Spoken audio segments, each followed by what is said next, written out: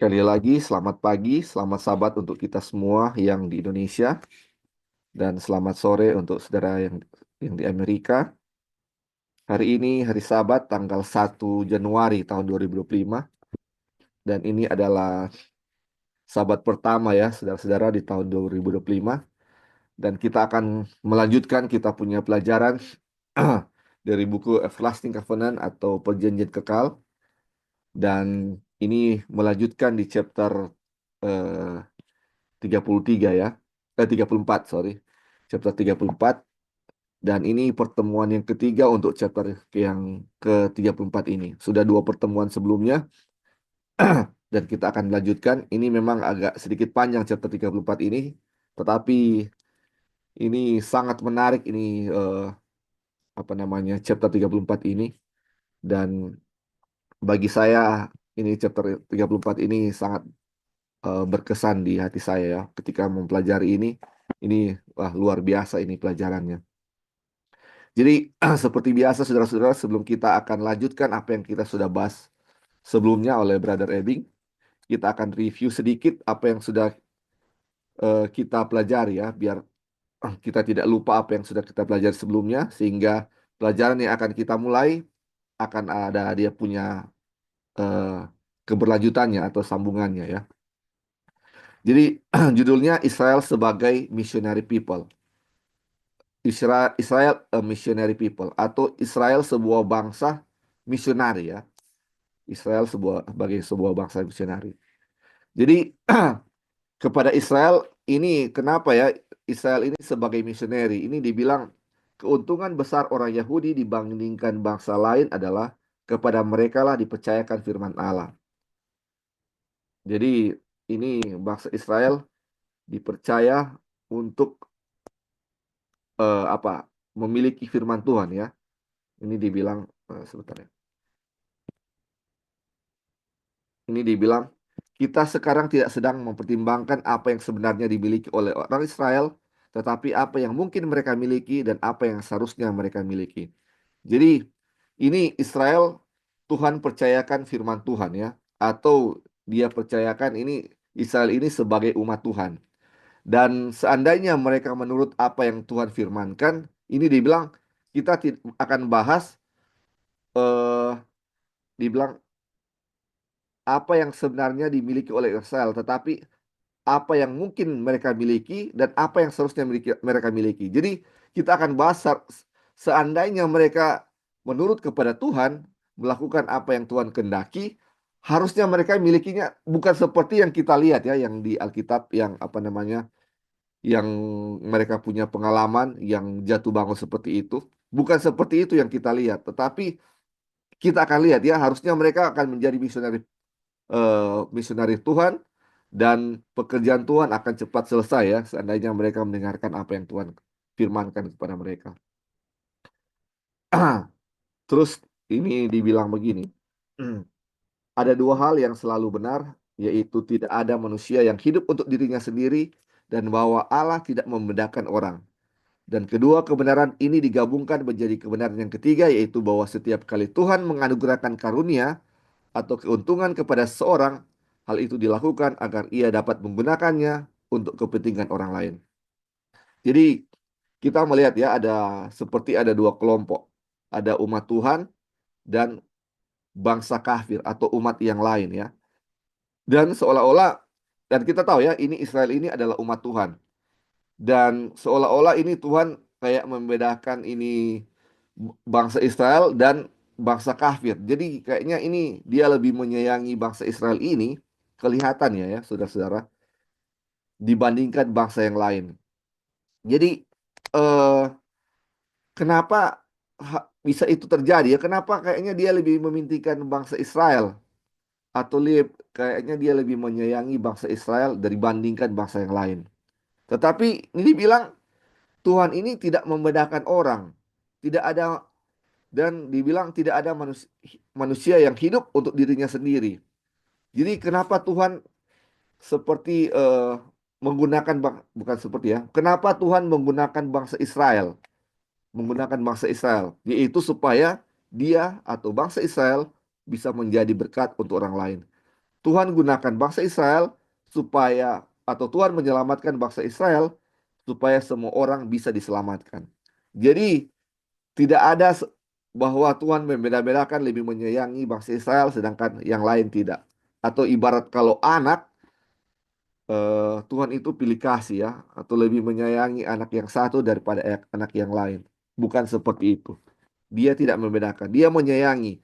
Kalau misalnya ada yang satu jauh, dia menggunakan orang atau anak yang satu untuk menjangkau anak yang lain. Jadi ini tujuan Tuhan ya, untuk menyelamatkan semua orang. Dibilang, maksud Allah adalah agar namanya dikenal di seluruh bumi. Keinginannya agar semua orang mengenalnya sama besarnya dengan keinginannya agar bangsa Israel mengenalnya. Mengenal satu-satunya Allah yang benar adalah hidup yang kekal.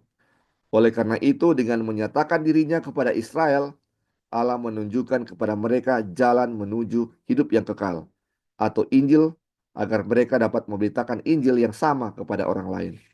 Jadi saudara-saudara, Tuhan memberikan Injil kepada bangsa Israel supaya orang lain mengenal siapa Allah itu. Jadi Tuhan memberikan Injil kepada bangsa Israel supaya bangsa Israel bisa memberitakan Injil yang sama kepada orang lain. Jadi Israel ini menjadi apa? Saluran berkat, menjadi saluran berkat kepada orang lain.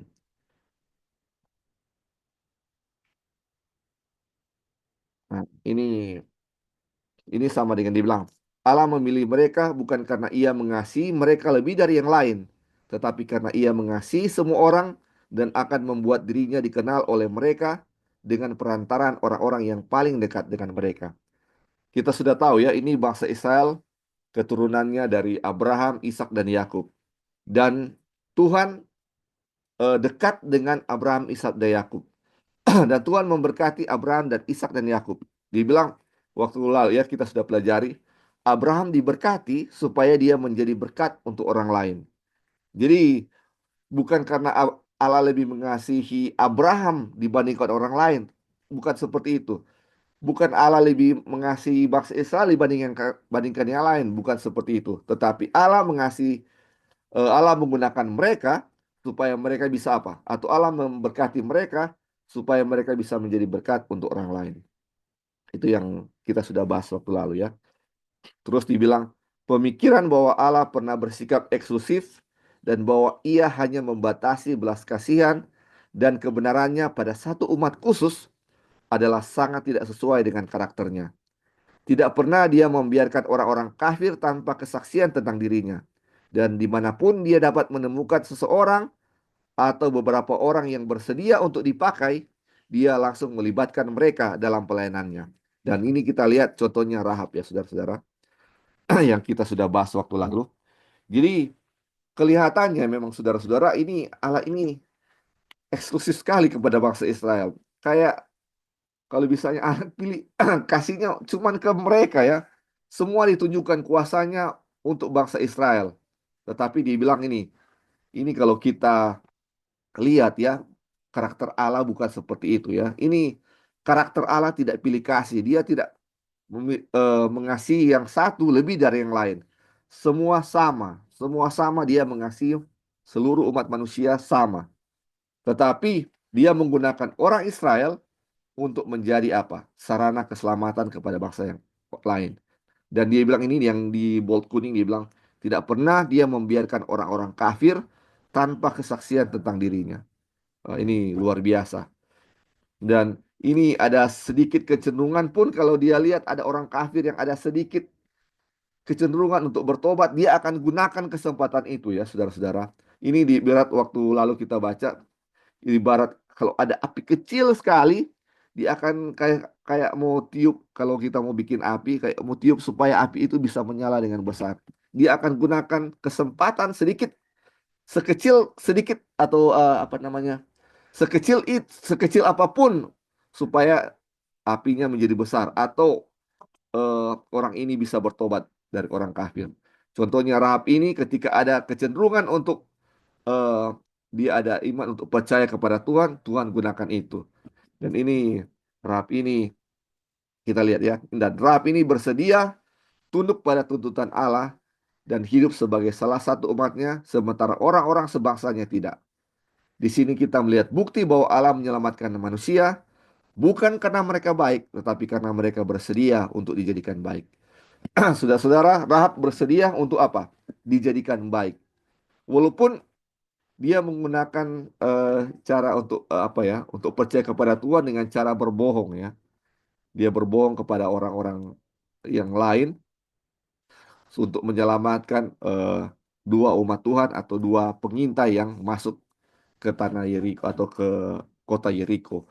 Jadi ini dan kita lihat ya ada sedikit kecenderungan dari Rahab, Tuhan menggunakan itu dan kita lihat Rahab menjadi apa namanya bisa diselamatkan dan bahkan kita sudah pelajari bahwa Rahab adalah apa? Menjadi nenek moyang daripada juru selamat kita atau Tuhan Yesus. Dan kita lihat ya ini sangat luar biasa dan bahwa Tuhan atau Yesus tidak malu, Yesus tidak malu untuk apa? Dia punya nenek moyang itu adalah sebagai apa? Sebagai orang kafir. Dan ini membuktikan bahwa Allah mengasihi orang kafir sama seperti dia mengasihi umatnya itu sendiri ya, saudara-saudara. Ini sangat luar biasa. Oke. Sebentar ya, saudara-saudara.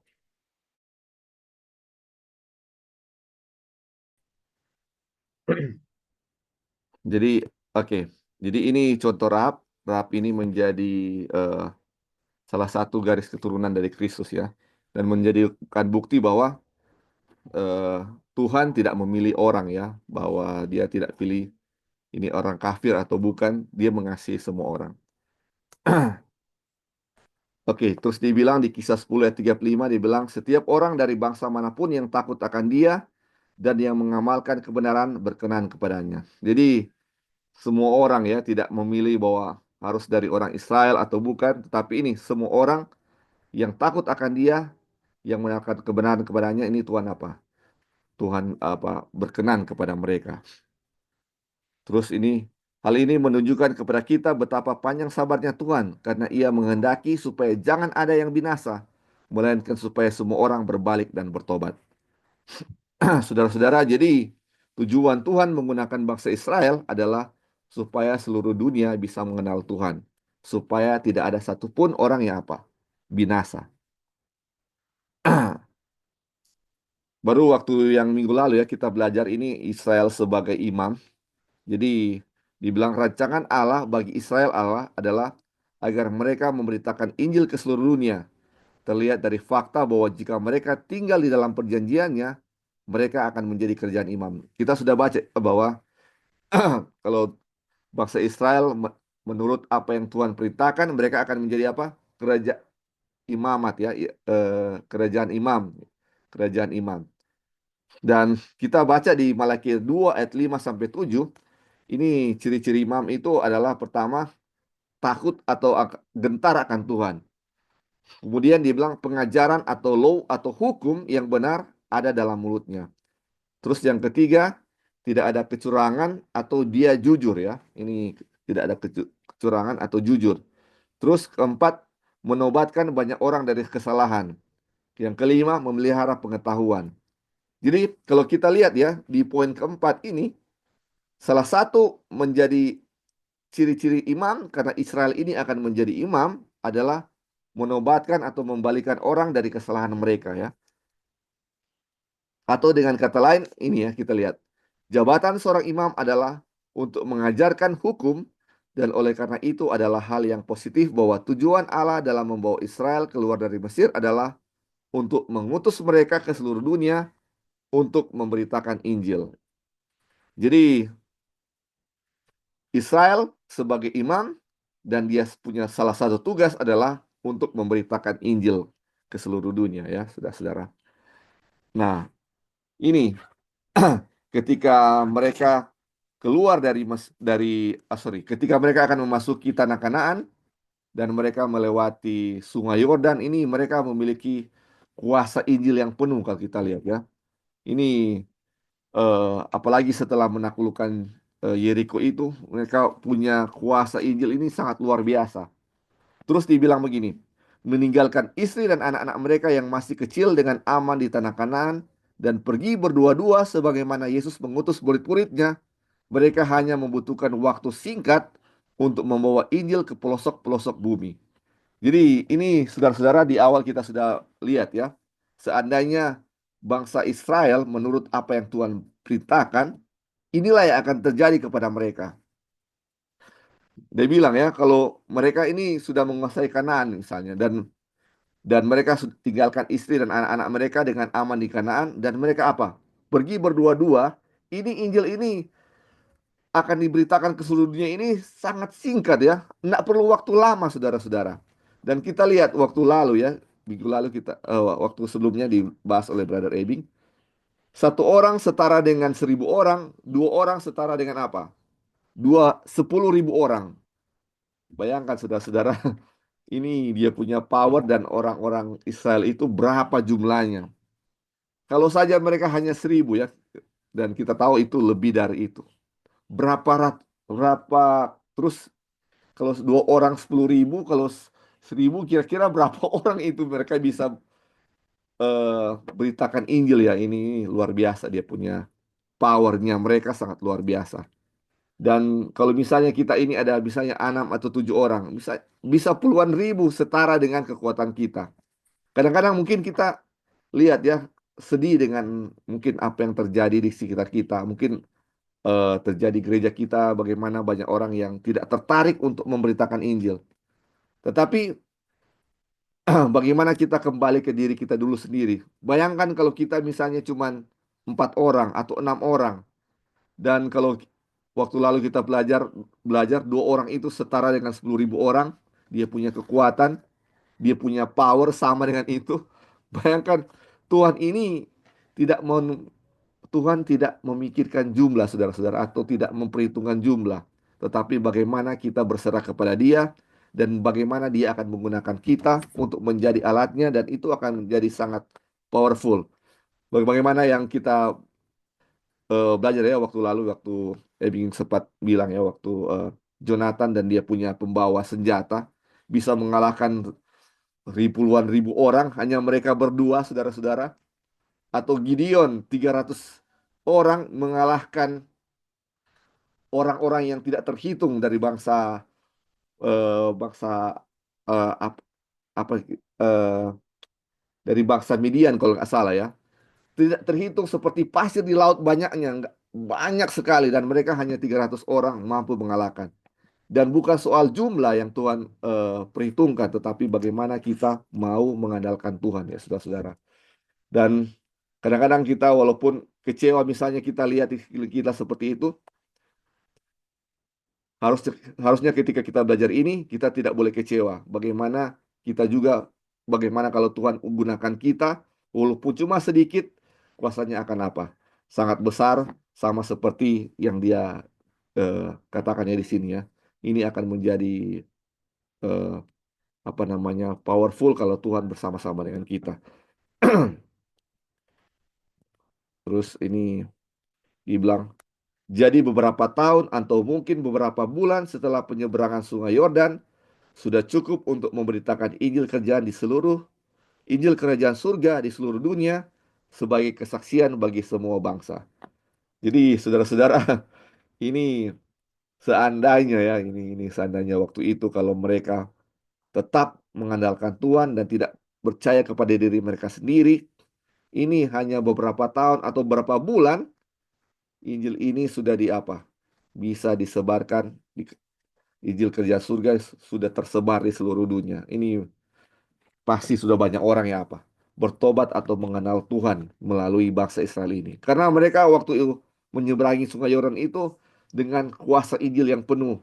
Orang-orang sudah dengar bahwa bagaimana mereka menyeberangi apa? Laut Teberau.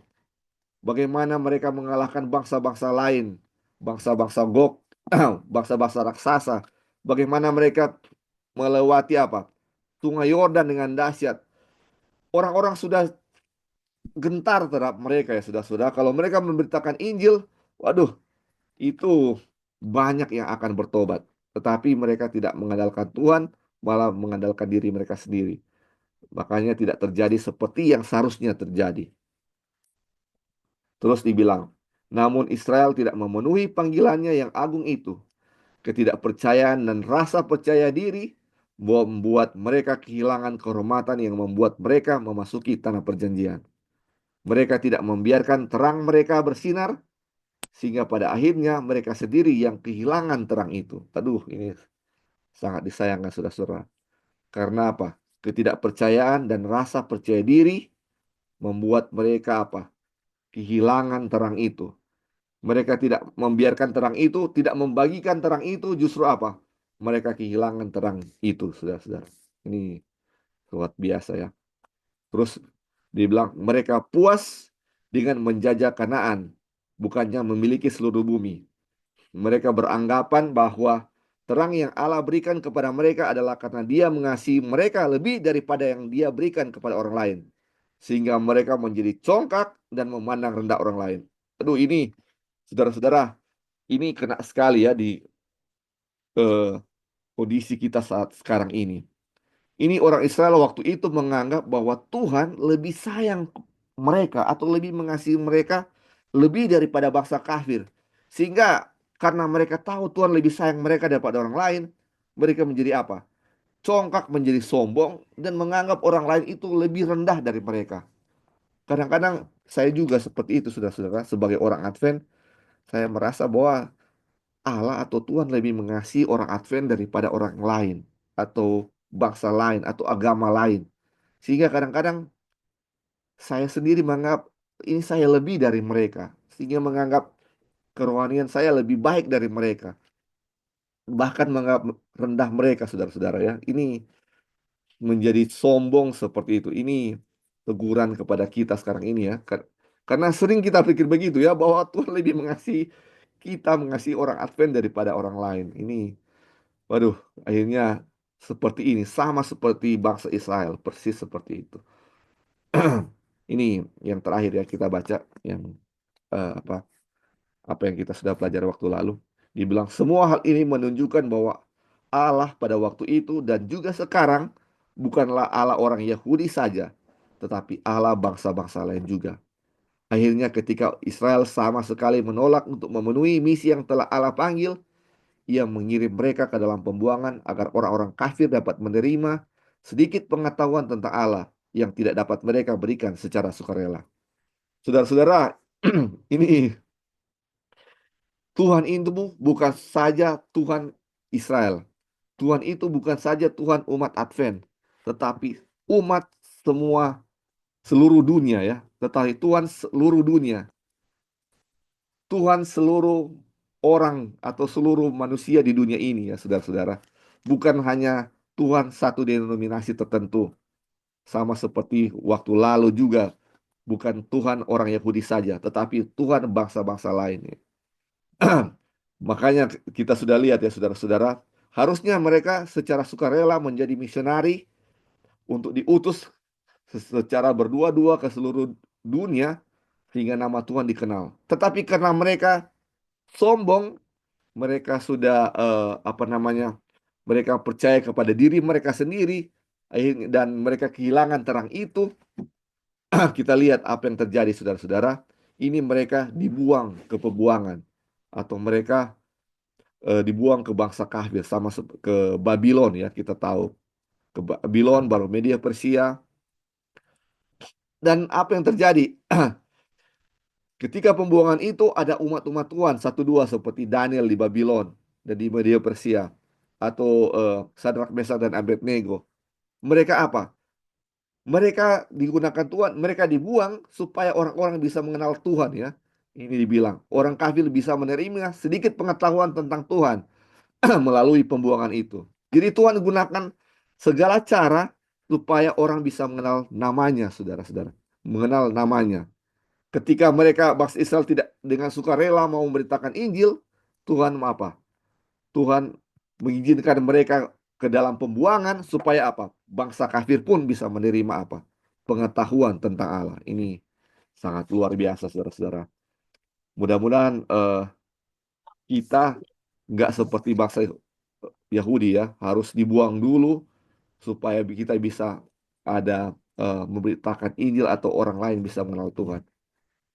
Biarlah biarlah kita mau dengan apa namanya, dengan rencana awal Tuhan untuk memberitakan Injil secara sukarela, bukan dalam apa? Pembuangan ya, saudara-saudara, bukan dalam pembuangan. Oke, ini terakhir untuk kita punya review. Mungkin ada saudara-saudara, teman-teman yang mau tambahkan atau mau pertanyaan sebelum kita masuk, silakan. Halo, Le. Ya, silakan, Ming, silakan. Ya, baik. Terima kasih untuk kesempatan. Jadi, teman-teman, ini kita telah mempelajari bagaimana misi Tuhan sebenarnya kepada bangsa Israel ya. Sebenarnya rencana Tuhan bukan untuk mereka berperang, Ya, tapi rencana Tuhan adalah supaya mereka menjadi imam bagi bagi Tuhan ya. Dan pekerjaan imam adalah menjadi saksi buat bangsa-bangsa kafir ya, atau pemberita Injil bagi bangsa-bangsa kafir. Nah, ini adalah rancangan Tuhan yang pertama.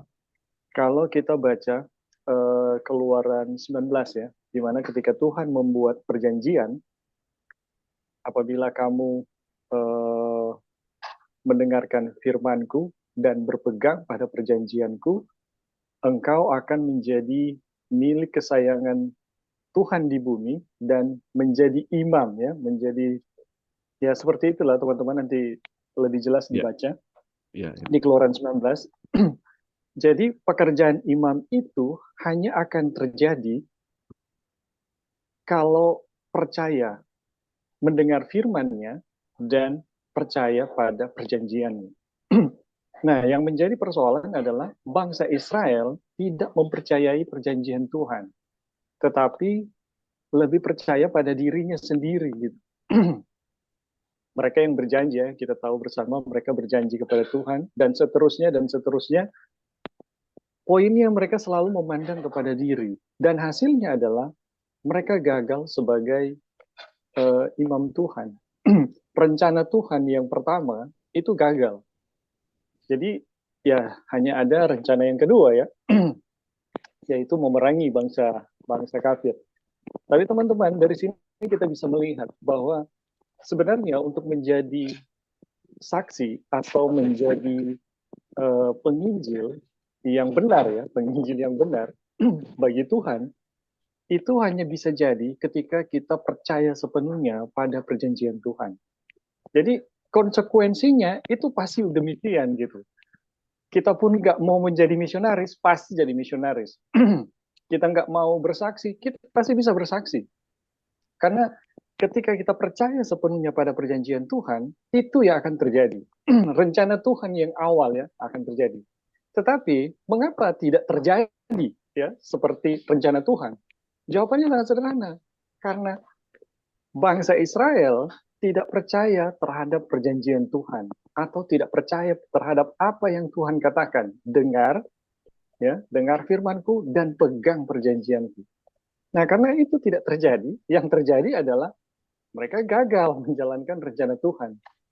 Jadi teman-teman di sini kita bisa lihat ya, sebenarnya untuk menjadi saksi bagi Tuhan itu sederhana sekali ya, sangat mudah ya, sangat gampang. Percaya sepenuhnya kepada Tuhan, jadi saksi bagi Tuhan.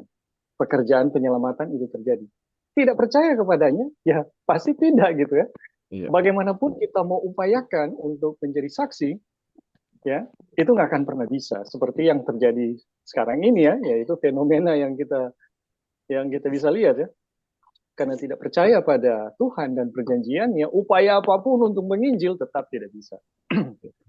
Oke, mungkin itu aja. Terima kasih, Ya, Brother Loris. terima kasih, Bing.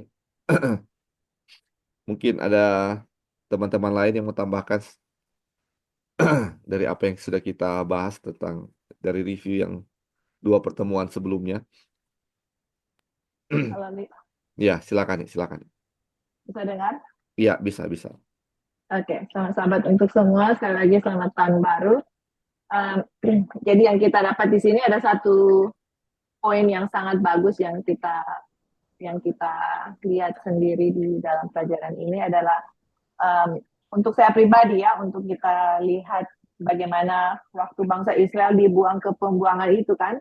Iya, Jadi selama ini yang kita tahu, yang kita punya pengetahuan itu adalah Tuhan itu menghukum mereka gitu. Memang iya, betul ada hukuman karena mereka melanggar iya. akan perintah yang Tuhan lakukan. Dapat lagi. Tetapi kita baru lihat di pihak yang lain, ternyata ada maksud Tuhan yang lain untuk mereka dibuang ke pembuangan, yaitu untuk mengabarkan akan untuk supaya orang-orang kafir bisa kenal Tuhan gitu loh. Aduh, ini sangat luar biasa ya jalan Tuhan yang kita lihat bahwa di dalam masa kedamaian lah, atau enggak ada, ya, masa kedamaian di mana Tuhan mau mengirim bangsa Israel secara misioneri untuk kasih tahu Tuhan di mana-mana, kuasa Tuhan, bagaimana mereka keluar dari Mesir, bagaimana mereka bisa masuk tanah perjanjian, untuk supaya orang mengenal Tuhan gitu. Tapi mereka tidak melakukan. Akhirnya ada cara Tuhan yang lain, yang mana di dalam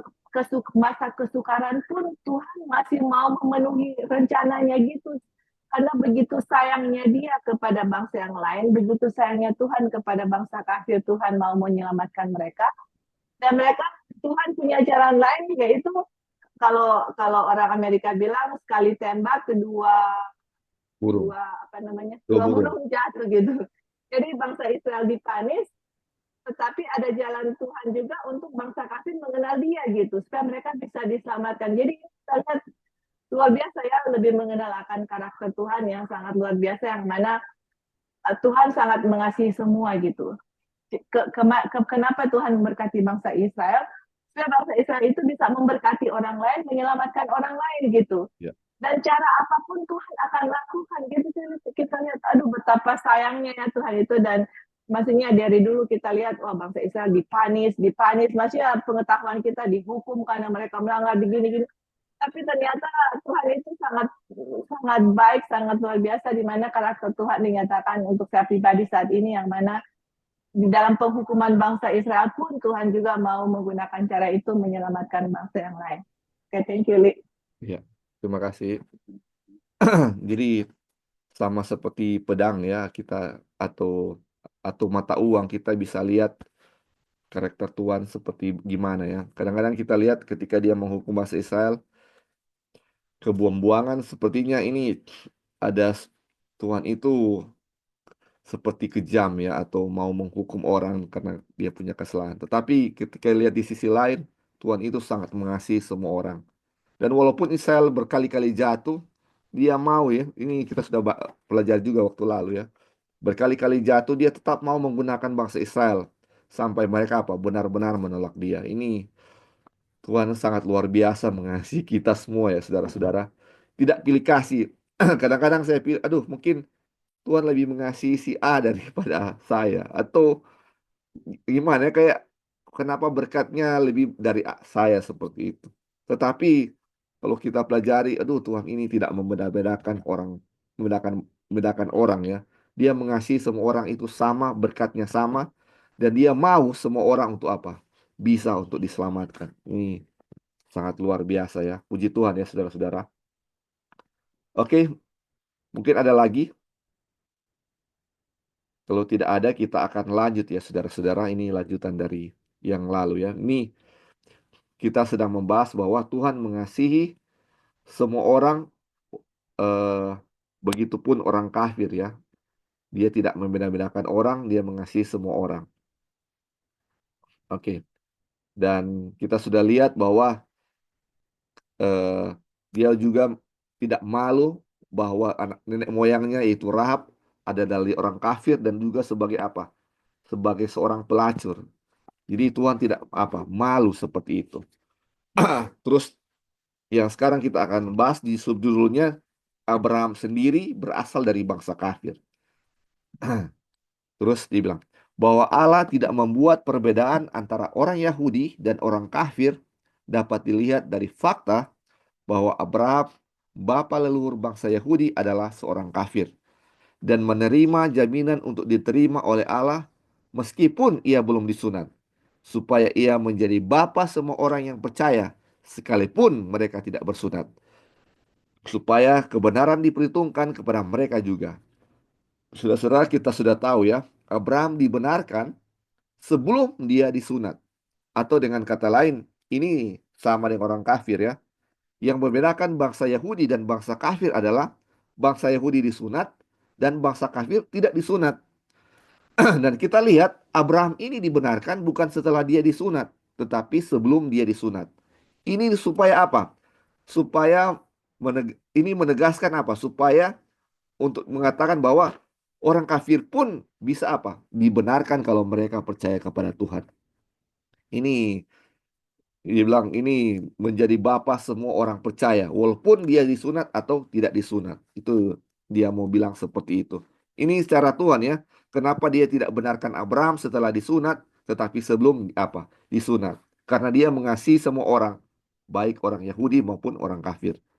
Terus dibilang, Allah selalu siap untuk menerima orang-orang dari antara orang-orang kafir, seperti halnya ketika ia memanggil keluar Abraham dari antara mereka. Jadi Abraham ini dipanggil dari apa? Antara orang-orang kafir. Orang tuanya apa? Orang-orang di sekitarnya apa? Menyembah berhala, saudara-saudara ya. Menyembah berhala dan Allah memanggil mereka. Menunjukkan bahwa apa? Allah mengasihi apa? Semua orang. Mengasihi orang kafir juga. Terus kita lanjut ya. Ini subjudulnya orang kafir adalah domba Israel yang hilang. Ketika Kristus datang, ia menyatakan bahwa ia diutus hanya kepada domba-domba yang hilang dari umat Israel. Jadi, kalau kita bilang, berarti cuma untuk orang Israel ya. Terus dibilang, dan bahkan ketika ia mengatakan hal itu, mengatakan bahwa hanya domba-domba Israel yang hilang, terus dibilang, ia menunjukkan siapa saja domba-domba yang hilang dari umat Israel dengan memberikan kesembuhan kepada seorang perempuan kafir yang percaya. Ini luar biasa. Kalau ini tidak salah untuk orang kafir ini perempuan pendarahan ya kalau tidak salah ya. Dia memberikan kesembuhan kepada orang kafir ini. Ini dibilang apa namanya? Tuhan datang hanya untuk domba-domba yang hilang dari umat Israel. Tetapi dia bilang itu dan dia menunjukkan bahwa dia memberikan kesembuhan kepada wanita kafir. Aduh, ini dia bilang bahwa dia datang untuk domba-domba Israel yang hilang, tetapi dia punya contoh, dia sembuhkan perempuan kafir yang percaya. Ini luar biasa. Dia menunjukkan bahwa orang kafir adalah domba Israel yang hilang. Ini luar biasa. Terus dibilang, apa yang Kristus lakukan untuk wanita Kanaan itu, dia juga siap dan ingin melakukan hal yang sama untuk semua orang percaya di Kanaan dan di seluruh dunia pada zaman Yesua. Dan ini kita lihat ya, ini ketika Yesus lakukan untuk wanita Kanaan atau wanita kafir. Oh, ini kalau salah wanita di sumur Yakub ya kalau salah. Dan dia juga siap untuk melakukan hal yang sama untuk semua orang percaya di Kanaan dan di seluruh dunia pada zaman Yesua. Dan ketika dia menyelamatkan wanita kafir itu, dia bilang dia juga mau untuk apa? Melakukan hal yang sama untuk semua orang Kanaan, semua orang Yeriko, semua orang di kota-kota lain, di, atau di seluruh dunia ada pada zaman Yesua. Dia mau untuk apa? Menyelamatkan mereka. Tapi kita lihat mereka tidak mau memilih Tuhan Yesus, hanya apa? Rahab yang mau untuk diselamatkan. Ini luar biasa. Terus dibilang, semua orang yang tidak dengan keras kepala berpegang teguh pada berhala-berhala mereka akan dikumpulkan ke dalam kawanan Israel. Sampai hanya ada satu kawanan di bawah satu gembala. Ada keselamatan bagi semua orang yang mau menerimanya, tetapi mereka harus benar-benar menjadi orang Israel. Waduh, ternyata kenapa mereka tidak mau memilih Kristus? Karena mereka apa? Berpegang teguh kepada berhala-berhala mereka. Seandainya mereka mau, dibilang ya, mereka akan dikumpulkan apa? Satu kawanan di bawah satu gembala, yaitu Yesus Kristus. Dan ini dibilang ada keselamatan bagi semua orang yang apa? Mau menerima. Ini luar biasa ya saudara-saudara. Kasih Kristus kepada kita semua. Oke, mungkin ada yang mau tambahkan sampai di sini. Bagaimana Abraham berasal dari orang kafir dan bagaimana Tuhan Yesus juga menyembuhkan orang kafir. Padahal dibilang untuk datang kepada domba-domba yang hilang dari umat Israel. Ternyata orang kafir adalah apa? Domba Israel yang hilang. Ini luar biasa. Halo. Ya, silakan, Bik. Ya, dari dua kisah ini kita melihat ya bahwa sebenarnya memang rencana Tuhan adalah eh, untuk menyelamatkan orang yang hilang, dan yang hilang itu adalah yang kafir gitu. Nah, siapapun dia yang hilang adalah kafir. Sedangkan setiap orang yang percaya kepada Tuhan itu adalah Israel atau yang menang ya, kalau dalam arti yang sesungguhnya. Dan setiap orang yang hilang akan dikumpulkan dalam satu kawanan yang namanya Israel. Dan Israel ini ya, tujuannya adalah supaya mereka membagikan hal yang sama ya, hal yang sama yang mereka dapatkan dari Tuhan. Jadi maksud Tuhan eh, maksud Tuhan untuk menyelamatkan bangsa kafir ya, ini menjelaskan bagaimana sebenarnya ketika Tuhan menyelamatkan kita ya secara pribadi, tujuannya supaya satu saat nanti apa yang kita alami itu kita bisa bagikan ya, bisa bagikan kepada orang lain. Oke, mungkin itu aja dulu. Terima Ya, kasih. terima kasih, Bing. Puji Tuhan ya. Mungkin ada lain lagi yang mau tambahkan? Halo. Ya, silakan, Dev. Iya, Li. Jadi dari pelajaran ini kita belajar tadi kan mengenai Abraham. Jadi kita belajar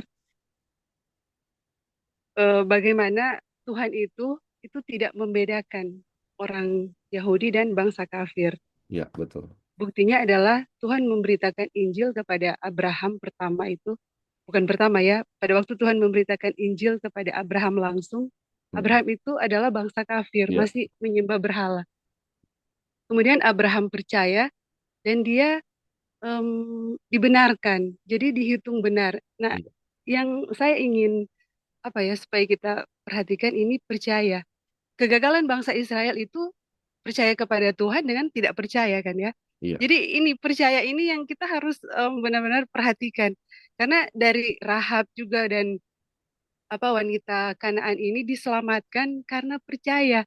Jadi ketika percaya em, kita itu dihitung benar. Kalau di Efesus 1 ayat 7 dibilang ketika kita percaya kepada Tuhan itu dimeteraikan dengan roh. Jadi roh yang melakukan kebenaran ya, bukan kita, bukan usaha-usaha kita. Nah, dengan mempercayai Tuhan penuh, kita akan mendapatkan keselamatan. Keselamatan itu sudah dari Kejadian sampai Wahyu kalau kita pelajari itu masalah dipercaya kepada Tuhan penuh atau percaya kepada dewa. Itu bangsa-bangsa kafir ya. Nah, dari percaya ini saya ya pribadi ingin memberikan kesaksian. Ini kesaksian saya ini em, apa apa namanya mengenai fokusnya pada percaya ya, bukan kepada yang lain. Bagaimana mempercayai Tuhan dan ini saya pribadi ya merasa diberkati sekali dengan firman Tuhan yang kita pelajari chapter demi chapter. Aduh itu betul-betul membawa kesadaran, betul-betul membawa kesadaran penuh untuk percaya kepada Tuhan. Tuhan kita itu, Tuhan kita itu sama seperti yang lalu kita pelajari ya. Dia sedikit aja ada rasa untuk datang kepada dia, memanggil namanya, dia akan memberikan seperti tadi ya yang Lali bilang, menambah.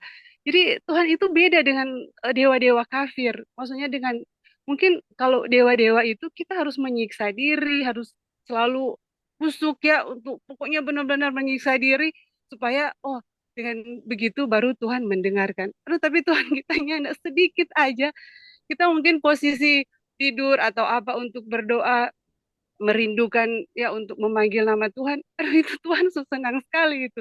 Kita ada baru rasa aja mau belajar firman Tuhan atau mau berdoa baru rasa ya belum melakukan. Tuhan senang sekali itu kalau baru rasa saja kita mau belajar firman Tuhan. Aduh, Tuhan kita itu sudah sangat apa ya senang ya dengan hal-hal yang kita lakukan untuk mencari Dia. Jadi kita pakai kesaksian di sini. Jadi kita di sini mau fokus pada Tuhan kita itu siapa, karena dengan mengenal Tuhan kita mendapat hidup yang kekal kan, dari ayat di Yohanes 12.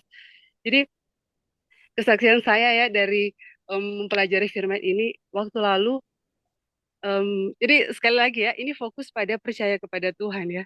Waktu lalu saya sempat ada bisa dibilang masalah ya.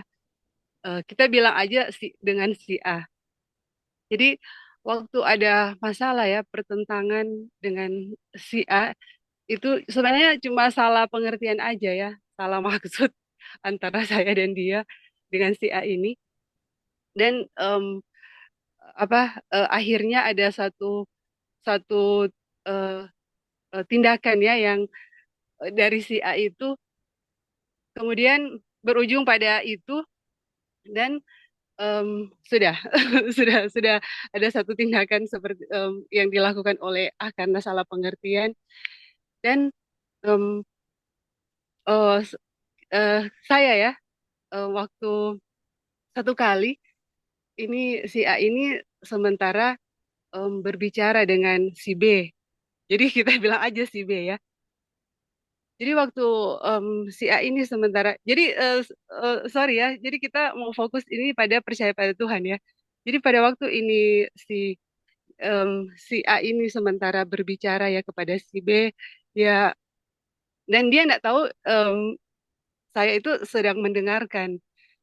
Jadi dia mulai membicarakan yang tidak baik ya tentang saya, memburuk-burukan saya, membicarakan kesalahan saya, dan menuduh ya, menuduh, berprasangka, dan ada hal-hal yang buat saya sih nggak benar ya.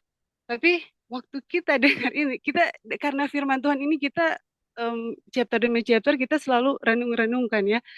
Jadi waktu kita dengar ini ya, saya ya dengar pembicaraan itu, aduh, seperti ini ya, kalau percaya kepada Tuhan, saya percaya kepada Tuhan, yang jadi adalah saya itu tidak membenarkan diri. Waktu saya dengar itu, saya terima. Jadi saya coba bilang, Tuhan, saya terima. Kita nih mau membela diri, maksudnya langsung marah-marah karena dia sudah membicarakan kesalahan saya, memburuk-burukan saya. Jadi waktu saya percaya kepada Tuhan, itu saya terima semua yang dia bicarakan itu, saya terima Tuhan. Saya tidak mau membela diri, saya tidak mau marah, dan saya tidak mau membela diri, mempertahankan diri.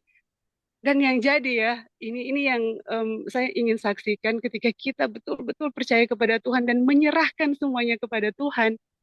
Yang jadi adalah pada waktu ini si A lagi membicarakan kesalahan-kesalahan saya langsung berdoa, Tuhan, betul, ini kesalahan saya. Ampuni saya, Tuhan. Aduh, saya langsung berdoa seperti itu. Jadi, terima kasih Tuhan karena ini si A ini sudah menyatakan kesalahan-kesalahan saya yang mungkin saya belum nyatakan kepada Tuhan. Terima kasih Tuhan, dia sudah menyatakan kesalahan-kesalahan saya. Ampuni saya, Tuhan. Aduh, itu ya, berkat pengampunan itu, Magona menulis itu berkat dari segala sesuatu, itu betul-betul indah sekali ya ketika kita percaya kepada Tuhan dan dimeteraikan oleh Roh. Jadi Roh yang melakukan semuanya. Kemudian ada tuduhan-tuduhan itu yang kita pikir, aduh ini tuduhan Tuhan, biarlah Engkau saja yang mencatatnya dan kita serahkan semuanya kepadamu. Aduh itu ya, kalau kita percaya kepada Tuhan itu, dan ada ini ya yang saya mau katakan, ada satu berkat yang indah sekali yang Tuhan berikan yang kita kita tidak bisa ungkapkan dengan kata-kata adalah ketika Tuhan memberikan, ketika kita percaya kepada Tuhan dan memberikan pengampunan kepada kita, tidak membela diri ya, tidak mempertahankan diri, tidak berfokus pada diri ya, tapi fokusnya pada Tuhan. Ada sukacita yang besar sekali di dalam hati sampai saya bisa mendoakan orang. Aduh, ini yang betul-betul berkat yang luar biasa dari mempercayai Tuhan. Jadi saya bisa mendoakan orang itu bukan karena paksaan, tapi roh yang melakukan itu betul-betul penuh di dalam kedamaian. Jadi bukan karena saya memaksakan diri, sebenarnya saya tidak mau tuh, hati itu masih masih membenci, masih tidak suka, tapi karena disuruh Alkitab untuk mendoakan orang yang perlakuan tidak tidak baik, kemudian saya berusaha dengan segeras tenaga untuk mendoakan, bukan seperti itu ya. Jadi ketika roh yang melakukan, kita itu dengan damai bisa mendoakan orang, mendoakan. Jadi waktu kita percaya kepada Tuhan dan saya mendoakan orang itu, jadi mendoakan si A, si B. Jadi si B ini juga kan kita bisa bilang apa ya? Saya pernah em, bisa dibilang saya pernah join bisnis dengan dia dan saya sih bisa katakan dia melakukan ketidakjujuran ya dan dia tidak memberikan hak yang harusnya dia berikan kepada saya itu pembagian hasil tapi dia tidak berikan tapi karena percaya kepada Tuhan saya tidak khawatir dengan itu semua atau marah ya tapi itu ya Tuhan memberikan itu ya Efesus bilang ketika dimeteraikan oleh Roh itu kita bisa mendoakan orang-orang itu gitu jadi ini sih yang kita mau bilang sebenarnya berkat terbesar ketika kita mempercayai Tuhan, kita diberikan kedamaian, itu adalah sampai kita itu mengeluarkan air mata dan menangis. Aduh Tuhan, sebenarnya inilah berkat terbesar yang bisa didapatkan oleh manusia. Kenapa dulu kita harus mencari hal-hal yang lain, hal-hal dunia, padahal ini berkat, ini kebahagiaan dan berkat terbesar yang bisa didapatkan. Aduh, jadi itu kita diberi pengertian oleh Roh Suci ya. Dan ini ya kita bisa bagikan kepada teman-teman semua, saudara-saudara semua. Aduh, supaya percaya kepada Tuhan karena ada berkat yang tidak bisa diberikan oleh dunia. Pokoknya itu berkat itu betul-betul sangat indah sekali dan memberikan kedamaian dan sukacita ketika kita percaya dan serahkan kepada Tuhan dan kita mendapatkan pengampunan.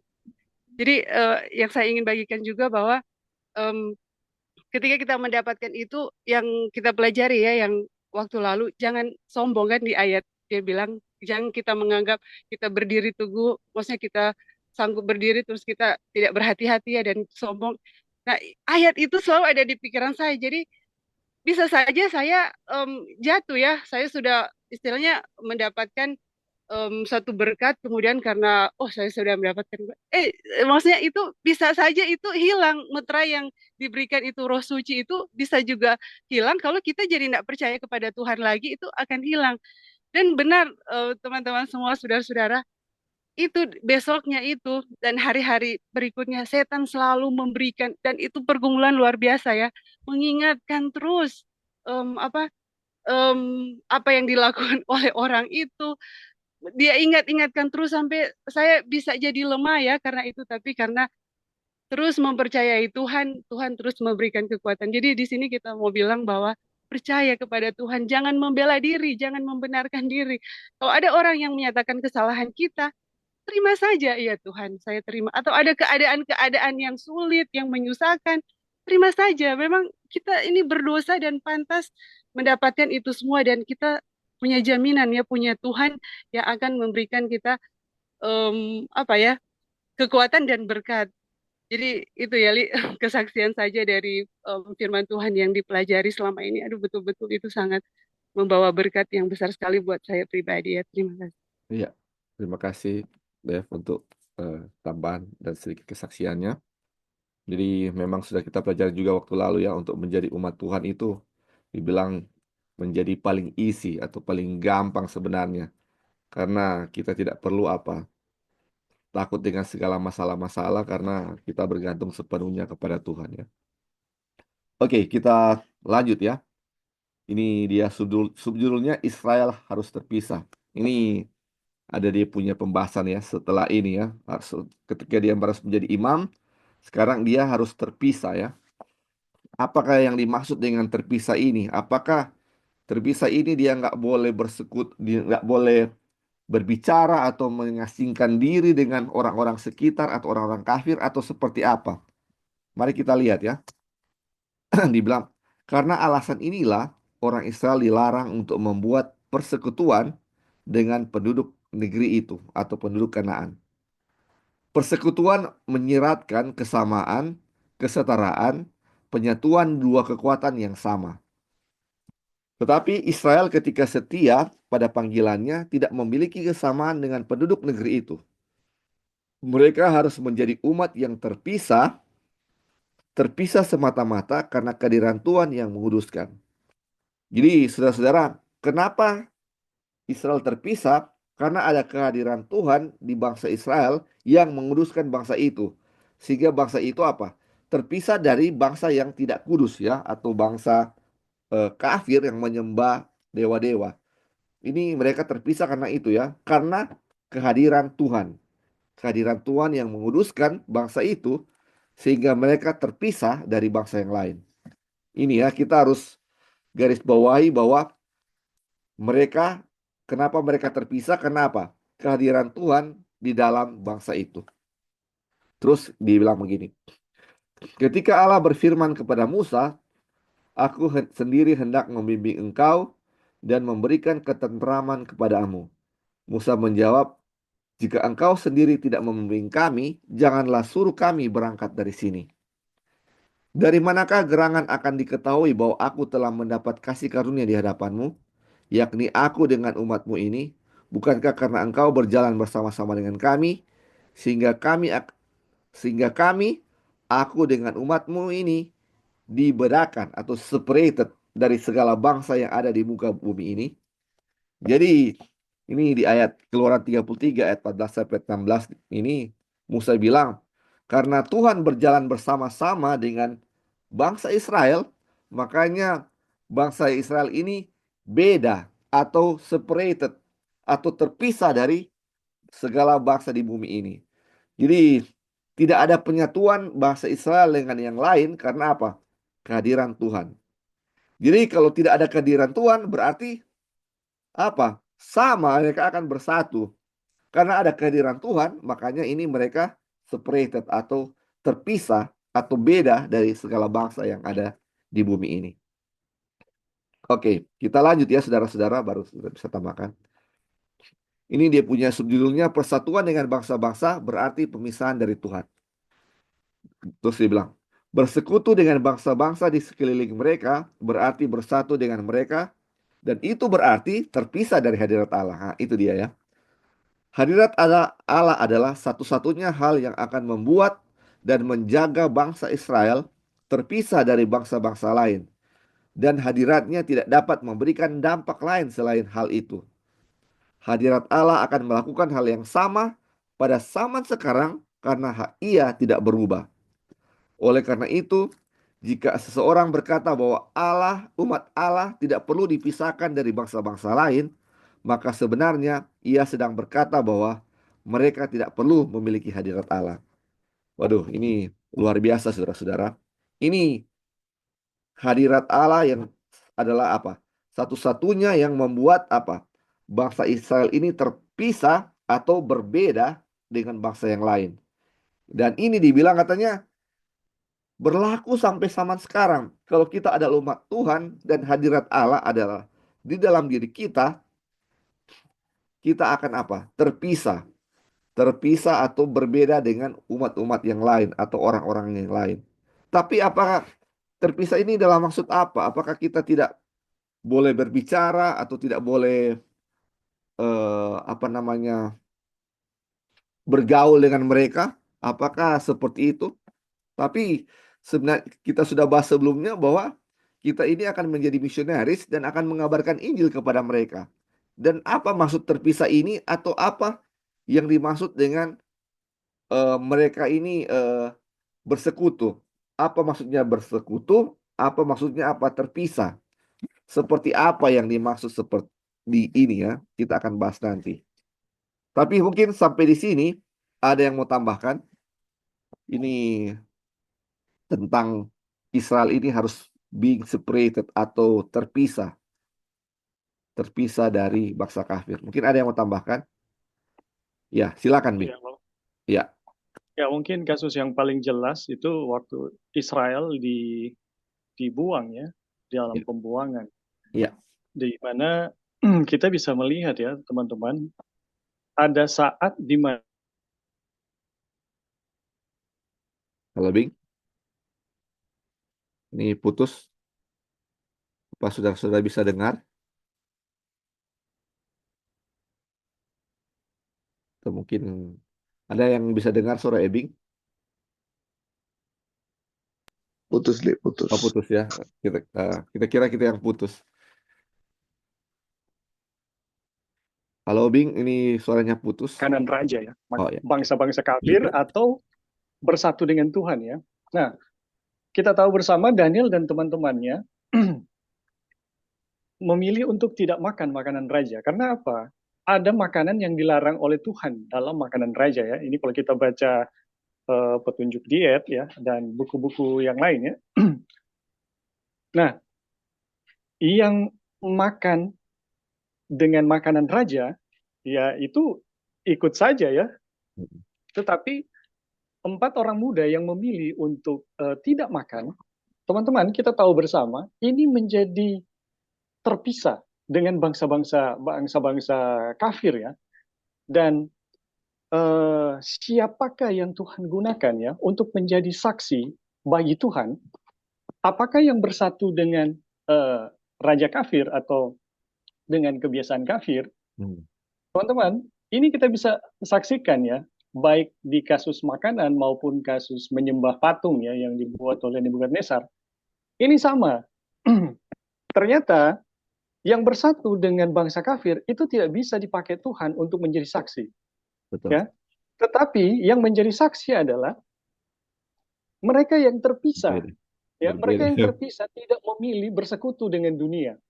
Jadi yang terpisah inilah yang menjadi saksi. Bukan semua bangsa Israel ya. Tadi kan sempat disinggung kan bahwa Tuhan karena terpaksa ya menjadi dalam pembuangan itu membuat bangsa kafir bisa menerima kesaksian. Tetapi bukan semua ya yang menjadi saksi bagi Tuhan. Tetapi mereka yang tetap terpisah dengan Tuhan, ya, terpisah dengan bangsa kafir, tidak bersekutu dengan kebiasaan kafir, mereka lah yang menjadi saksi.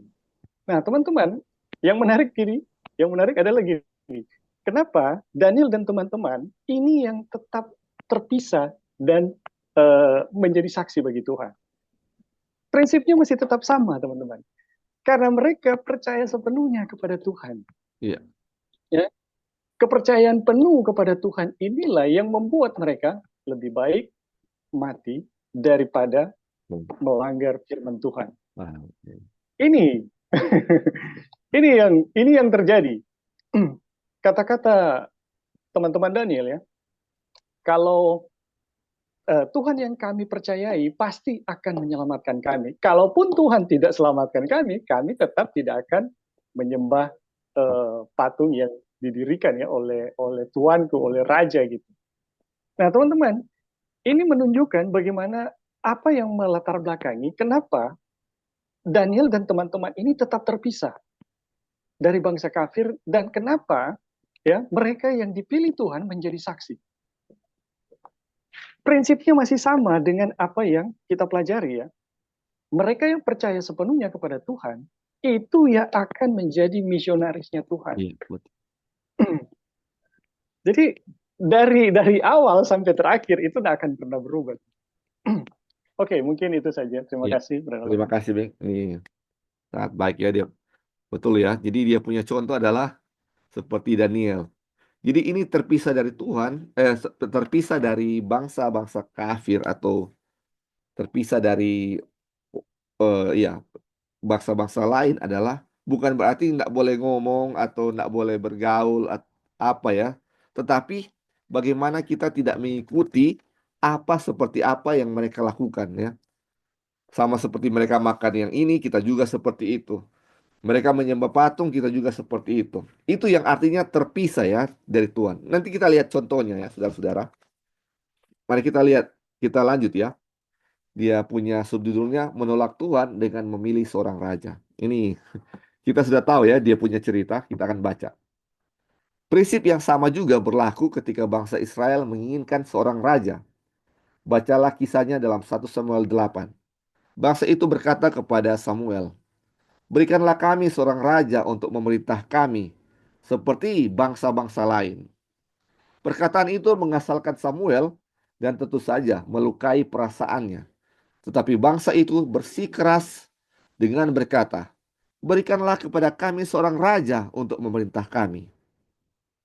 Berfirmanlah Tuhan kepada Samuel, "Dengarkanlah perkataan bangsa itu dalam segala hal yang dikatakan mereka kepadamu. Sebab bukan engkau yang mereka tolak, tetapi akulah yang mereka tolak, supaya jangan aku menjadi raja atas mereka. Aduh, tepat seperti yang dilakukan mereka kepadaku sejak hari aku menuntun mereka keluar dari Mesir sampai hari ini, yakni meninggalkan daku dan beribadah kepada Allah lain. Demikianlah juga dilakukan mereka kepadamu. 1 Samuel 8 ayat 7 dan 8. Jadi ini orang Israel mau minta raja supaya mereka seperti apa? Bangsa-bangsa lain. Seperti bangsa-bangsa lain. Makanya Tuhan bilang ini sebenarnya Samuel, bukan kamu yang mereka tolak. Akulah yang mereka tolak supaya aku tidak menjadi raja atas mereka. Ini luar biasa. Terus kemudian dibilang, kemudian Samuel atas perintah Tuhan membentangkan di hadapan bangsa itu beberapa kejahatan yang akan terjadi jika mereka memiliki seorang raja. Tetapi mereka menolak untuk dibujuk dan berkata, tidak harus ada raja atas kami. Maka kami pun akan sama seperti bangsa-bangsa lain. Aduh, ini ketika mereka meminta raja, Samuel sudah bilang ya, ini kerugian-kerugian yang akan mereka dapati ketika mereka akan memiliki raja. Pertama, ada banyak hal ya saudara-saudara yang saya ingat. Ini mereka mungkin harus membayar pajak, keluarga mereka harus menjadi pembantu raja. Jadi ketika raja mau kemana-mana, keluarga mereka atau mereka sendiri harus pikul itu raja. Mereka harus kasih mereka punya sebagian tanah untuk raja. Banyak hal yang harus mereka korbankan untuk kehadiran seorang raja itu. Kalau mau lihat, Samuel mau bilang kepada mereka, hidup kamu itu akan lebih enak kalau tanpa raja. Hidup kamu akan lebih susah kalau ada raja mereka. Itulah seperti itu ya, dia punya gambarannya bahwa kamu akan lebih menderita kalau ada raja. Kamu akan lebih senang kalau tidak ada raja. Itu seperti itu yang Samuel mau bilang. Tapi mereka berbilang apa? Oh enggak, tidak. Harus ada raja. Supaya apa katanya? Supaya mereka sama dengan bangsa lain. Karena bangsa lain semua ada raja. Enggak ada yang tidak raja. Semua ada raja. Dan mereka mau sama seperti bangsa lain itu. Aduh, ini luar biasa. Luar biasa ya ini bangsa Israel. Padahal sudah dibilang kerugian-kerugian yang akan mereka alami ketika memiliki raja. Tapi itulah pilihan mereka, saudara-saudara. Oke, sampai di sini, saudara-saudara. Ada yang mau tambahkan sebelum kita lanjut? Ini bangsa-bangsa itu seperti apa ya? Halo, Ya, silakan. ya. Ya, em, ini poin apa pelajaran ini, Li, memang ini harus menjadi apa ya perhatian ya kita ya, semua yang mengaku umat Tuhan terakhir. Karena em, tadi kan sudah dijelaskan ya eh, adanya bangsa Israel itu, sorry, adanya orang Israel itu kalau Wagoner menulis ini adanya orang Israel itu akan selalu dan di Wagoner menulis di kabar kesukaan ya kalau kita baca di chapter 3 ditulis adanya orang Israel itu akan selalu merupakan bukti yang kuat bahwa Allah bermaksud menyelamatkan suatu umat dari antara bangsa-bangsa kafir. iya, Itu ya maksud dari adanya orang Israel. iya, Dan tadi Lali sudah jelaskan ya yang sebelum mulai pembahasan ini supaya bangsa kafir itu bisa mengenal Tuhan, adanya orang Israel. Nah, dari yang kita dengarkan ini dikasih penjelasan kepada kita itu umat Tuhan itu, bangsa Israel itu harus em, tunggu ya, yang ini harus berbeda ya. iya, Maksudnya tidak ada persekutuan, tidak ada kesamaan, penyatuan. Itu yang harus terjadi kepada umat Tuhan. Di sepanjang zaman itu ada umat Tuhan yang seperti itu, yang seperti bangsa Israel ya dipanggil untuk em, menyatakan memperkenalkan Tuhan. Terus apa yang dikatakan Musa? Musa mengatakan seperti ini. Yang kita baca, saya bacakan saja yang terakhir-terakhir kata Musa di dalam Keluaran 33 ayat 14 ayat 16 itu, bukankah karena engkau berjalan bersama-sama dengan kami sehingga kami aku dengan umatmu. Jadi bangsa Israel ini disebut Musa umatmu ya. Umatmu ini dibedakan dari segala bangsa yang ada di muka bumi. Jadi dibedakan itu karena ada kehadiran Tuhan di situ. Ketika umat Tuhan itu bersatu dengan bangsa kafir, apalagi mereka meminta raja ya, itu artinya penyatuan dengan bangsa kafir. Aduh, itu berarti berpisah dengan kehadiran Tuhan. Kehadiran Tuhan itu bukan Tuhan tidak ada ya, tapi kuasanya. Kehadiran Tuhan itu berarti terpisah dengan kuasanya Tuhan. Nah, untuk kita ya, pelajaran untuk umat Tuhan di akhir. Kalau kita lihat bangsa kafir. Bangsa kafir itu kan kalau orang berbuat baik, dia berbuat baik. Itu yang Yesus katakan di dalam itu ya, di Matius 5. Kalau ada orang yang berbuat baik, dia akan mungkin lebih baik dari orang itu. Kalau ada yang berbuat jahat, dia akan lebih jahat mungkin dari orang itu. Jadi itu bangsa kafir. Jadi itu orang-orang yang menyembah berhala, menyembah Allah yang lain ya, apakah diri atau patung-patung atau apa semua. Jadi seperti itu ya. Jadi bangsa kafir itu. Kalau ada yang berbuat baik, baru dia berbuat baik. Kalau ada yang berbuat jahat, aduh dia akan balas berbuat jahat. Jadi umat Tuhan kalau sama dengan itu praktek-prakteknya itu itu artinya kehilangan hadirat Tuhan, kuasa Tuhan. Jadi itu yang harus kita perhatikan. Kalau praktik-praktik itu masih ada praktik-praktik kekafiran, itu sama dengan kehilangan kuasa Tuhan. Makanya umat Tuhan kan tidak belum sepenuhnya untuk menyatakan kemuliaan Tuhan, memperkenalkan Tuhan kepada dunia, kepada orang lain, kepada bangsa kafir, karena masih ada praktik-praktik seperti itu. Contoh juga ya, bangsa kafir, apa yang mereka cari-cari di dunia ini? Kekayaan, kehormatan diri, apa ya, kekuasaan, jabatan, sosial, apa, satu sosial yang tinggi, itu yang dicari-cari oleh bangsa kafir. Kalau umat Tuhan sama mencari-cari seperti itu, umat Tuhan itu akan kehilangan hadirat Tuhan, kuasa Tuhan. Jadi ini yang harus kita perhatikan ya. Umat Tuhan itu dipanggil itu berbeda. Bangsa-bangsa kafir menyembah berhala itu seperti itu praktik-praktik mereka. Kemudian ya, kalau bangsa-bangsa kafir itu mungkin mereka penuh amarah ya. Amarah, kemudian membenci orang, iri hati, cemburu. Itu praktik-praktik bangsa kafir, penyembah-penyembah berhala. Kalau umat Tuhan masih ada praktik seperti itu sekali lagi ya, hilangnya kuasa Tuhan di situ, hilangnya hadirat Tuhan. Jadi bukan Tuhan mau meninggalkan ya, bukan, tapi hilang kuasa Tuhan. Jadi bagaimana kita bisa betul-betul penuh di dalam menyatakan, memperkenalkan Tuhan kepada dunia, itu harus hilang semua praktek-praktek penyembahan berhala yang dilakukan oleh bangsa-bangsa kafir itu betul-betul harus hilang. Dan apa ya, kalaupun umat Tuhan melakukan praktek-praktek seperti itu kan kita punya apa ya, pengharapan, punya jaminan pada waktu bangsa Israel keluar apa menyeberangi Sungai Yordan yang waktu lalu orang pelajari itu, ketika mereka memiliki iman kan mereka itu disunat ya. Sunat itu Tuhan bilang hari ini aku telah menghapuskan celah Mesir yaitu perbudakan dosa. Itu kalau di apa di Efesus 1 ayat 7 kalau tidak salah ya ayat 7 dibilang karena darah Yesus itu darah Kristus itu memberikan penebusan yaitu pengampunan dosa.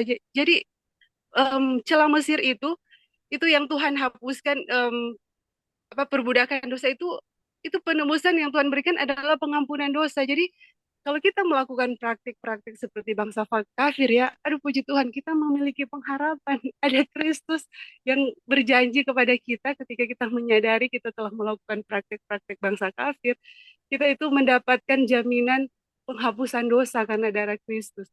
Jadi ini ya yang umat Tuhan harus sekali lagi memperhatikan ini. Jangan sampai kita masih melakukan praktik-praktik seperti bangsa kafir karena ketika kita melakukan itu kita tidak akan penuh di dalam menginjil ya. Itu aja, Li. Terima Ya, kasih. terima kasih ya. Jadi ini jadi keinginan untuk memiliki raja waktu bangsa Israel adalah supaya mereka jadi sama dengan bangsa kafir ya. Ini mari kita lihat ya saudara-saudara.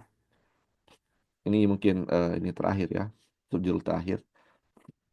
Dalam Alkitab bangsa-bangsa bangsa-bangsa atau nation ini kalau dia punya terjemahan nation ya,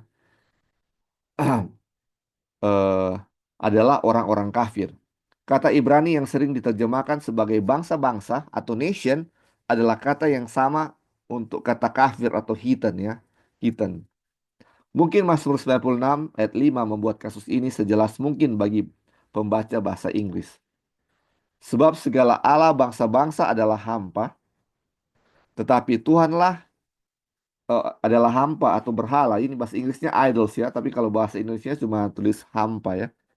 Jadi Allah segala bangsa-bangsa adalah berhala, tetapi Tuhanlah yang menjadikan langit. Di sini sangat jelas bahwa bangsa-bangsa adalah penyembah berhala. Dalam Mazmur 2 ayat 1 tertulis, mengapa rusuh bangsa-bangsa kafir? Mengapa suku-suku bangsa mereka-reka perkara yang sia-sia? Alkitab terjemahan baru atau Revised Version atau versi revisi mengatakan demikian.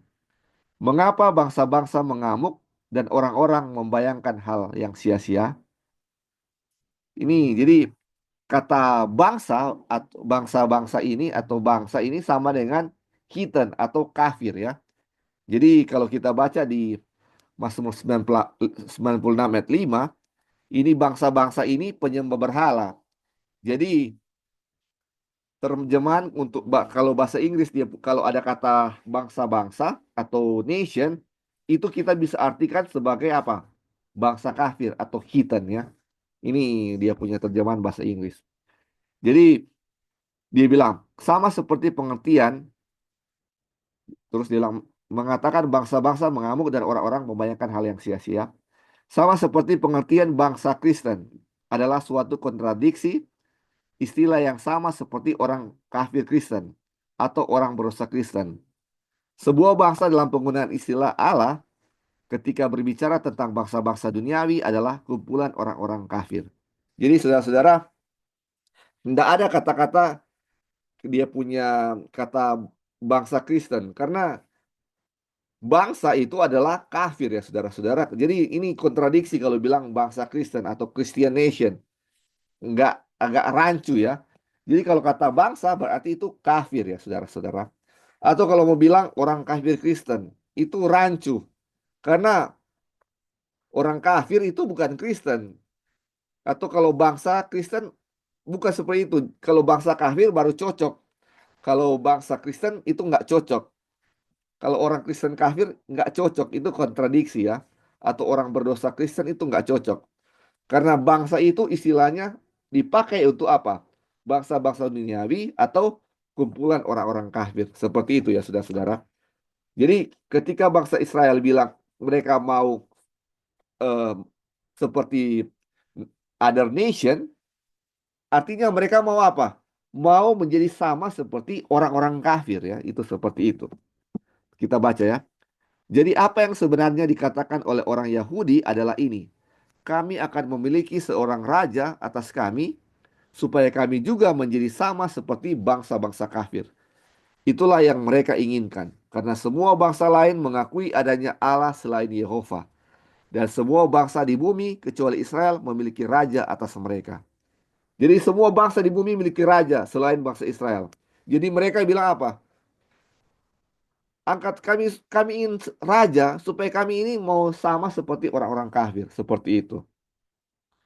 Alkitab bahasa Denmark menerjemahkan 1 Samuel 8 ayat 20 dengan jelas.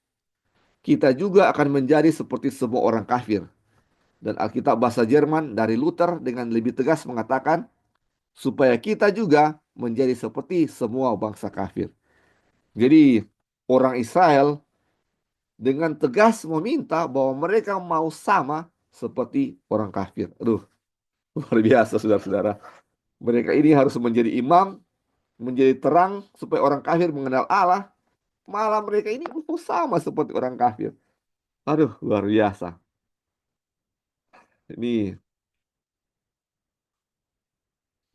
mungkin ini sudah 8.30 ya, sudah kayaknya sampai di sini saudara-saudara kita punya pembahasan di chapter di chapter apa namanya 34 ini. Mungkin sampai di sini saudara-saudara. Ini jadi kita akan lihat ya, maksudnya ini bangsa kafir dia punya kehidupan seperti apa. Jadi ketika kita lihat ya saudara-saudara, ketika bangsa Israel sudah memiliki raja dan ketika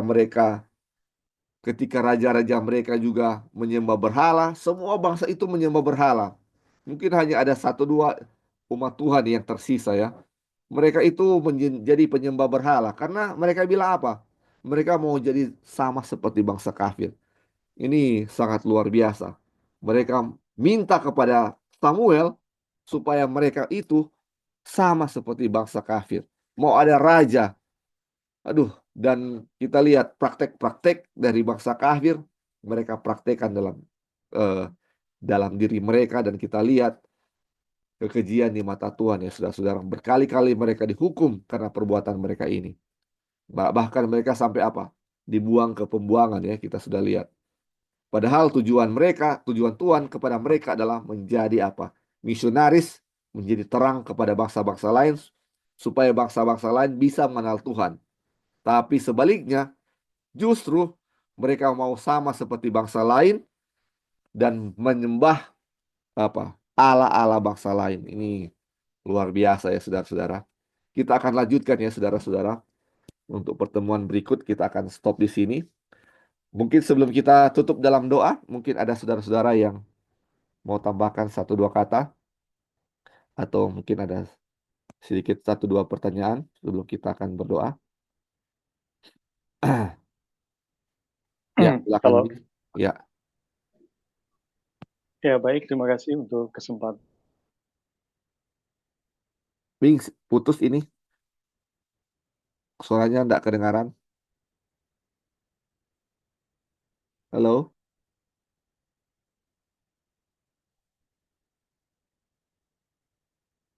Ya, bisa dengar suara Ebing? Putus ya. Halo, Bing? Putus, Kak. Oh, putus ya. Iya. Sayang sekali ya, ini Ebing punya suara enggak kedengaran. Ya kayaknya jaringan Iya, ini jaringan ya, jaringan. ya, kurang bagus. Iya. Jadi ini eh ya sudah Ebing sudah putus. Jadi saudara-saudara, mungkin ada yang lain lagi selain Ebing yang mau tambahkan sebelum kita tutup dalam doa. Ya, halo Bing, bisa dengar? Halo, halo.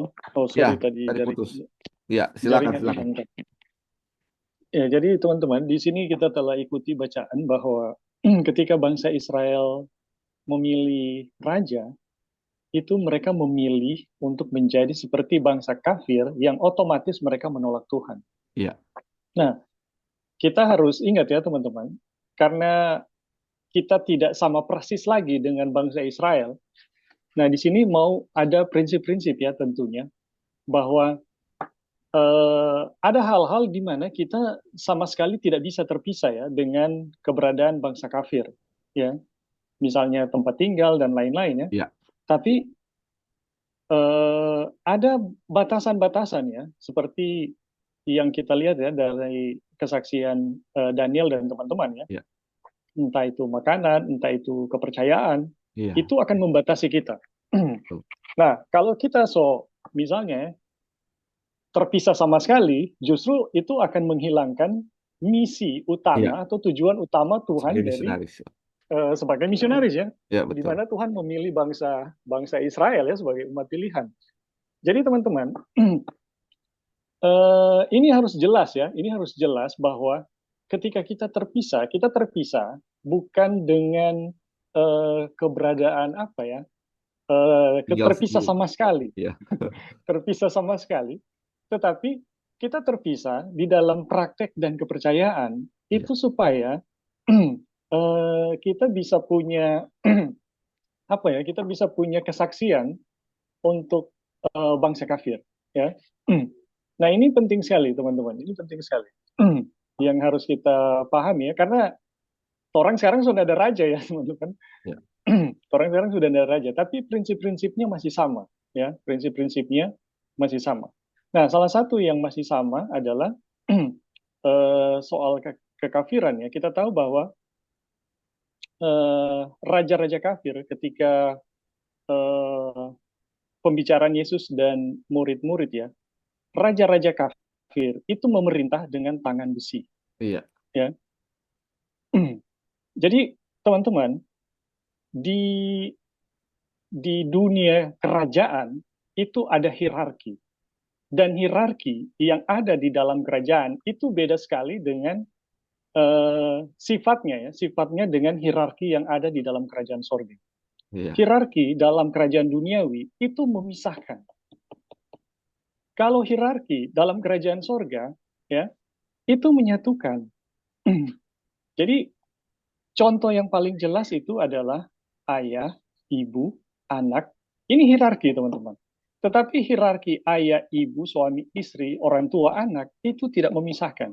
Iya. Berbeda dengan kerajaan, raja dengan bawahan, raja dengan menterinya, itu beda.